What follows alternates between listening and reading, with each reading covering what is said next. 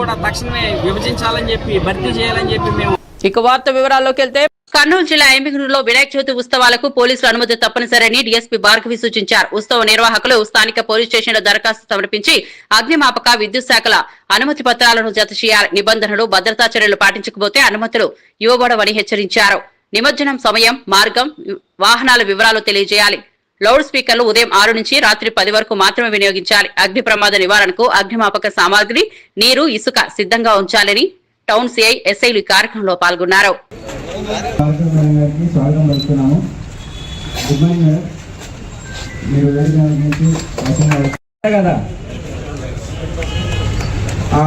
హామీ, ధైర్యం మనకి అన్ని వర్గాల వాళ్ళు ఇచ్చారు మేడం.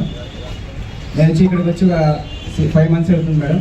5 months లో నేను చూసిన కూడా మన కానిస్టేబుల్స్ కానీ మన సిఏ గారు వాళ్ళు ఎవరినైనా కూడా మీరు అడిగినా కానీ ఇమీడియట్ గా మీకు క్లారిఫై చేస్తారు. ఫీజు అది కూడా ఏం లేదండి. నెక్స్ట్ పెద్ద విగ్రహాలు ఏమైనా ఉన్న చోట్ల ఖచ్చితంగా సీసీటీవీ పెట్టుకునేటట్టే ఏర్పాటు చేసుకోండి. దానివల్ల మనకి సేఫ్టీ ఉంటుంది. ఏమైనా అవాంఛనీయ సంఘటనలు జరిగినా కూడా దేనివల్ల జరిగింది అంటే అన్నిసార్లు కూడా మనుషుల వల్లనే జరగండి. ప్రకృతి వైపరీత్యాల వల్ల కానీ, కొన్ని పశువుల వల్ల కానీ, అనుకోకుండా జరిగినటువంటి వాటి వల్ల కూడా జరగచ్చు. సో మనం ఎవరిని బ్లేమ్ చేయడానికి లేకుండా ఉంటుంది సీసీ కెమెరా ఉంటే. నెక్స్ట్ మనకి ఇది అన్ని మతాలు, ఈ మతానికి సంబంధించిందని కాదండి. ఇప్పుడు ఒక ఫెస్టివల్ మనం కమ్యూనిటీ వైజ్ జరుపుకుంటున్నాము అంటే అందరి సేఫ్టీ మనకు చాలా ఇంపార్టెంట్. ఇది ఏ మతానికైనా వర్తిస్తుంది.